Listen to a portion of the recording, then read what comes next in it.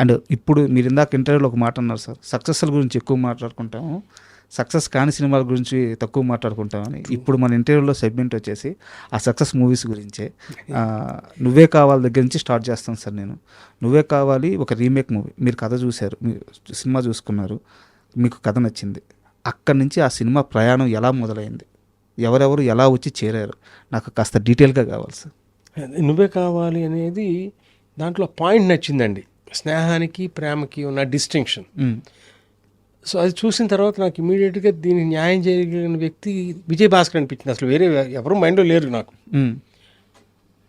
అక్కడ ప్రివ్యూ వేసుకున్నాం మేము దేవి శ్రీదేవిలో, నాతో పాటు మా తమ్ముడు మురళి గారు, మేము అందరం కలిసి చూసాము. ఇంటర్వెల్ దగ్గరే వాళ్ళ అభిప్రాయం చెప్పకపోతే please don't talk to me అన్న, ఎందుకంటే I have to take my decision. Sir they really loved it, but నేను నిర్ణయించుకోవాలి, ఇన్ఫ్లుయెన్స్ కాకూడదు అనే ఉద్దేశంతో సినిమా చూసిన తర్వాత ఎవరితో ఏం చెప్పాలా. ఆ నైట్ భాస్కర్కి ఫోన్ చేశా, భాస్కర్ మనం సినిమా చేయబోతున్నాం అని. అంతే, అంతవరకే చెప్పాను నేను. సో ఆ తర్వాత రైట్స్ ఎక్వైర్ చేసుకోవటం ప్రాసెస్లో దీన్ని ఎవరితో చేద్దాం కొంతమంది వ్యక్తులను అప్రోచ్ కావటం, కొంతమంది నన్ను అప్రోచ్ కావటం జరిగింది. అందరికీ అది రాసిపెట్టి ఉంటుంది, there is a destiny. So ultimately కొత్త వాళ్ళతోనే చేద్దామని నిర్ణయించుకోవటం, రామోజీరావు గారి దగ్గర ఆయన కలవటం, ఆయన ఈ బడ్జెట్ వరకు శాంక్షన్ చేయటం, అప్పుడు తరుణ్ని రూపింగ్ చేయటం. Sir sorry to interrupt you, Tarun కాకుండా ముందుగా అనుకున్న హీరో ఎవరైనా ఒక పేరు చెప్పగలరా? అంటే మనం అనుకోవడానికి చాలా ఉన్నాయండి. మహేష్ బాబు చేస్తే బాగుంటుందేమో అని ప్రింట్ పంపించాము ఆయనకి, ఆయన చూడటానికి సాధ్యపడలేదు బట్ ఫర్ వేరియస్ రీజన్స్. అట్లాగే సుమంత్ చూశాడు, తనకు బాగా నచ్చింది. నేను తన అన్నపూర్ణకి వెళ్ళి కలిసినప్పుడు అతను యువకుడు ఏదో సినిమా చేస్తున్నాడు, అది కాకుండా రాఘవేంద్రరావుతో సినిమా, కమిట్మెంట్స్ ఎక్కువ ఉన్నాయి, తను చేయలేకపోతున్నందుకు నిజంగా ఆనెస్ట్గా, because he cannot ask us to wait for 1 year kind of thing. So అప్పుడు నేను భాస్కర్ అనుకున్నది ఈ సినిమాకి మనం కొత్త వాళ్ళతోనే చేయాలి, ఖర్చు పెట్టాలి. ఎందుకంటే అనగనగా ఆకాశం ఉంది సాంగ్ లాంటి దానికి 400 మంది 500 మంది స్టూడెంట్స్ చేయాల్సిన సాంగ్, అవును, ఖర్చుతో కూడుకున్న వ్యవహారమే. అప్పుడు నేను రామోజీరావు గారిని అప్రోచ్ అయ్యి చేయటం, ఇట్లా ఒక్కొక్కరు రావటం. ఫస్ట్ త్రివిక్రమ్ లేడండి, ఇంకొక రైటర్ నాకు కంటిన్యూస్గా రాసేవాడు. ఓకే, పేర్లు ఇప్పుడు అనవసరం. భాస్కర్ అప్పుడు ఏమంటే నేను ఒక ప్రాజెక్ట్ కోసం ఒక అతనితో ట్రావెల్ చేశానంటే ఇతని పేరు చెప్పాడు, త్రివిక్రమ్ పేరు. అంతకుముందు పరిచయం స్వయంవరం అప్పుడు వాళ్ళిద్దరు ట్రావెల్ చేసింది కాదు, వాళ్ళిద్దరిని నేను కలిసింది ఫిలిం ఫెస్టివల్ అని చెప్పాను 1999లో. సార్ ఒక ఫిలిం ఫెస్టివల్లో కలిసాం. అప్పుడు పిల్ల నచ్చింది షూటింగ్ జరుగుతున్నప్పుడు. సో అతను భీమవరంలో ఉన్నాడంటే ఇమీడియట్గా అతను కాల్ చేసి చెన్నైలో జరిగింది త్రివిక్రమ్ రావటం. వాళ్ళిద్దరూ కలిసి వేరే సినిమాకి అని చెప్పి ఒక స్క్రిప్ట్ రాసుకున్నారు. అందులో కొన్ని సీన్లు చెప్పాడు. చెప్తే ఇంక దేనికి అసలు నేను మామూలుగా స్క్రిప్ట్ రైటింగ్ అప్పుడు ట్రావెల్ అవుదాం అనుకున్న వాడిని మీరిద్దరు రాసేసి చివరిలో చెప్పండి నాకు నరేషన్, అదంత కాన్ఫిడెన్స్ వచ్చింది. సింక్ అయింది మీకు? You go head, I know మెతుకు పట్టుకుంటే చాలు కదా, that's it, this is what is needed for this kind of film అన్న తర్వాత మేము ముగ్గురం టీం అయిపోయాం. ఇక అక్కడి నుంచి who else to be on the board. So ఒక్కొక్కరిని తీసుకుంటా అట్లా జరిగిందండి ఆ సినిమా. సార్ మొన్న మీరు త్రివిక్రమ్ గారు మాట్లాడుకుంటున్న వీడియోలో చూశాను, అక్కడ కొన్ని విషయాలు మీరు చెప్పనట్టు చెప్పి వదిలేశారు. తరుణ్ గారి అక్కడ ఫారెన్లో చేసిన ఆ పూజ ఏంటి, అసలు ఏం జరిగింది, ఎంత ఫైన్ కట్టారు, ఏం జరిగింది చెప్పండి. ఏం లేదండి, ప్రతిరోజు తను చాలా భక్తి శ్రద్ధలతోనూ పూజ చేస్తాడు. స్నానం చేసి వచ్చి అక్కడ కూడా ఇక్కడి నుంచి తెచ్చుకుంటాడు దేవుడి బొమ్మలు ఇవన్నీ. సో ఆ రోజున షూటింగ్కి వెళ్ళాలి 7 గంటలకు 7:30కో, తను 6 గంటలకు 6:30కో అప్పుడు రెడీ అయిపోయి, I don't remember whether it was in the morning or in the evening, what ever it is, అదే హారతి ఇచ్చి అగరబత్తి గీశాడు. పైన ఫైర్ ఎక్స్టింగ్విషర్స్ ఇవి ఉంటాయి కదా, ఆ ఫైర్ అలార్మ్స్, ఈ పొగ వెళ్ళింది, ఫైర్ అలారం ఎక్కడో మోగింది, గబగబా ఫైర్ ఇంజిన్ రావటం ఫాల్స్ అలారం కింద. సో దానికి ఏదో ఫైన్ కట్టారు. ఎంత కట్టారు? ఐ డోంట్ రిమెంబర్ అండి. మేబీ అప్పుడు ఒక 500 francs ఉంటుందేమో, కొంచెం పెద్ద అమౌంట్ కింద లెక్క. అవును, but you have to pay, you have to obey their rules. తర్వాత ఏమన్నారు తరుణ్ గారు ఇన్సిడెంట్ చేసి? అదే చాలా స్పోర్ట్ ఆడతా పాడతా కదా చేసింది. త్రివిక్రమ్ కూడా అన్నాడు కదా, నీకు చాలా కాస్ట్లీ పూజ అయిపోయింది. సార్ నువ్వే కావాలి రిలీజ్ తర్వాత సార్ నేను మాట్లాడేది పెద్ద స్టార్లకు కూడా అచీవ్ చేయలేని సక్సెస్ అది. అంటే 100 డేస్ సెంటర్స్ కానీ 175 సెంటర్స్ కానీ 200 డేస్ సెంటర్స్ కానీ నువ్వే కావాలి సినిమాకి చాలా ఎక్కువ ఉన్నాయి అనమాట కేంద్రాలు. సో అంత పెద్ద సక్సెస్ వచ్చిన తర్వాత అంత చిన్న ఏజ్లో తరుణ్ ఎలా తీసుకున్నాడు ఆ సక్సెస్ని? తరుణ్ తర్వాత కూడా తను మంచి సినిమాలు చేశాడు కదండి. నువ్వు మన వీళ్ళ సినిమా చేశాడు కదా, సురేష్ వాళ్ళదే ఒక సినిమా చేశాడు.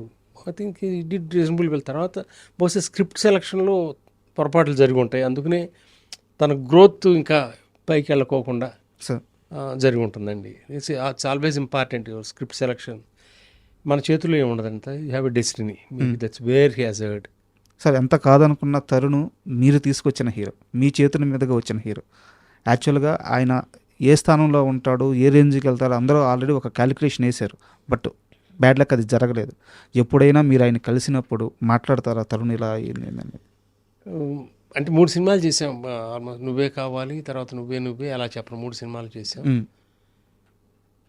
తర్వాత నేను నా పంతాలు ఫస్ట్ కథ, తర్వాత డైరెక్టర్, తర్వాతే తరుణ్తో చేద్దామని వెతుక్కోవాలి కథ. ఇది కూడా నేను పలానా వాళ్ళతో కథ చేద్దామని ఈ ప్రాసెస్లో రామ్తో సినిమాలు స్టార్ట్ చేశాక 2008 తర్వాత ఇంకా వేరే ఆర్టిస్ట్ గురించి నేను ఎప్పుడు ఆలోచించలేదండి. దానికి మ్యాచ్ అయ్యే కథల గురించి చూసుకోవడం. ఇద్దరం కలిసి పెద్దన్న గారు ఇది బాగుంటుందని తనంటే కలిసి చేయడం, అంతవరకు జరిగింది. సో తరుణ్ గురించి మీరు పర్టికులర్గా అడిగిన ప్రశ్నకి నేను సమాధానం చెప్పలేను, ఎందుకంటే తర్వాత ఇప్పుడు కూడా నా దగ్గరికి అంత డిమాండింగ్ స్క్రిప్ట్ 2008 ముందు రాలా, తనతోనే చేయాలని. 2003లో అనుకుంటా అలా చెప్పను లాస్ట్ ఫిల్మ్. ఆ తర్వాత గౌరీ, ప్రేమంటే ఇంతే, అట్లా 2-3 సినిమాలు చేసాము. ఎప్పుడు కలిసింది లేదు, బయట ఎప్పుడు కలిసింది లేదు. మామూలుగా కలవటానికి హలో అంకుల్ అంటాడు ఎప్పుడు ఫోన్ చేసినా. దట్స్ మన నువ్వే రీ రిలీజ్ అప్పుడు కూడా మేము అందరం కలిసి ఒక స్టేజ్ మీద. అవును. So he has the same love for all of us, we have the same love for him. నాకు ఒక క్వశ్చన్కి సమాధానం కావాలి. త్రివిక్రమ్ గారు మీకు పరిచయం అయిన తర్వాత ఈ అబ్బాయి మామూలు రైటర్ కాదు, రాబోయే దశాబ్దాన్ని ఇంకో 2-3 దశాబ్దాలు ఇండస్ట్రీ ఇతందే అని మీకు అర్థమైన క్షణం ఒకటి ఉంటుంది కదా సార్, ఆ స్పార్క్ కనిపించిన క్షణం ఏంటి? ఆ సంఘటన ఏమన్నా గుర్తుందా? నువ్వే కావాలి షూటింగ్ జరుగుతున్నప్పుడు లొకేషన్కి వచ్చాడు ఒక రోజున. ఖాళీగా ఉన్నాము, నేను బాగా సిగరెట్లు కాల్చేవాడు ఆ రోజులు. ఆ ఖాళీ ఏరియా ఉంటే దాసీను అట్లా వెళ్దాం కిందకని చెప్పి తిరుగుతూ ఉండగా ఒక కథ చెప్తా అన్నాడు. అట్లా తిరుగుతానే 1.5 గంట కథ చెప్పాడు. అదే నువ్వే కథ. ఓకే. సినిమా చాలా బాగుంది, ఈ సినిమాతో నువ్వు డైరెక్టర్ అంతే.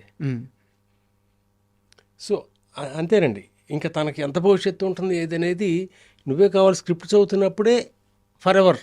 ఓకే. సో నేను కోటికి ఈ సినిమా రీ రికార్డింగ్ అప్పుడు పంపించా. ఏంటి కోటి నీ అభిప్రాయం సినిమా గురించి అంటే, భయ్యా భాస్కర్ కానీ త్రివిక్రమ్ కానీ నువ్వు పెట్టుకుని 30 సినిమాలు చేయొచ్చు, అసలు వెనక తిరిగి ఆలోచించక్కర్లా అనే మాట కోటి అన్నాడు ఆ రోజున. Okay. So all these things added అండి. అంటే అతను ఎంత దూరం వెళ్తాడు అని మనం ఏమైనా చెప్పలేము ఆ రోజున. But he's a person with a spark, is going to be there forever అనే ఫీలింగ్ అయితే కలిగింది. సో ఆ విధంగానే నువ్వు నాకు నచ్చవుతో ట్రావెల్ అయ్యి ఆ ప్రాసెస్లోనే నువ్వేకి వెళ్ళటం, ఆ సినిమా చేయడం జరిగింది. అండ్ నువ్వే సినిమాకి ఫస్ట్ డైరెక్టర్గా ఫస్ట్ సినిమా మనకి త్రివిక్రమ్ గారికి. అవునండి. సో మీరు ముందే నమ్మారు, ఇచ్చారు, అడ్వాన్స్ ఇచ్చారు, సినిమా స్టార్ట్ అయింది, అంతా బాగుంది సార్. రైటర్గా త్రివిక్రమ్కి, డైరెక్టర్గా త్రివిక్రమ్కి చాలా తేడా ఉంటుంది. ఎందుకంటే రైటింగ్లో ఆయన అప్పటిదాకా చాలా బలంగా ఉన్న వ్యక్తి, డైరెక్షన్కి వచ్చేదాకా కొత్త. ఆ మేకింగ్లో మీకు ఏమైనా సమస్యలు ఎదురైనాయా? నువ్వే అబ్సల్యూట్గా సమస్యలు ఏం లేవండి. ఒక్కటి కొంచెం మెరుగుపడేదేమో క్లైమాక్స్ విషయంగా. అన్ని సినిమాలకి ముందే క్లైమాక్స్ ఆఖరి డైలాగ్ దాకా ఉంటుంది. దీంట్లో కూడా 2-3 క్లైమాక్స్ అనుకున్నాము, దాన్ని పకడ్బందీగా ఇదే చేయబోతున్నాం అనేది అనుకోకుండా చిన్న ఒక 10%, 15% ఎక్కడో ఇది వచ్చింది. ఇంకొకటి ఏంటంటే ఆ సినిమాకి ఇబ్బంది నేను గమనించింది, ఏదైతే త్రివిక్రమ్ బలంగా రాశాడో సీన్ని అంతకంటే బలంగా శాస్త్రి గారు పాటకి సంబంధించిన పాట రాశాడు. అంటే ఏమైంది, అంతకుముందు ఆడియన్స్ చూసేసిన దాన్ని మళ్ళీ పాటలో చెప్తున్నాం మనం. That has become little repetitive, that could have been avoided. So అంటే ఆ cinema we made that film to be remembered forever. So కమర్షియల్గా ఎంత చేసింది, ఎంత డబ్బులు వచ్చినాయి, దట్ నెవర్ మ్యాటర్డ్.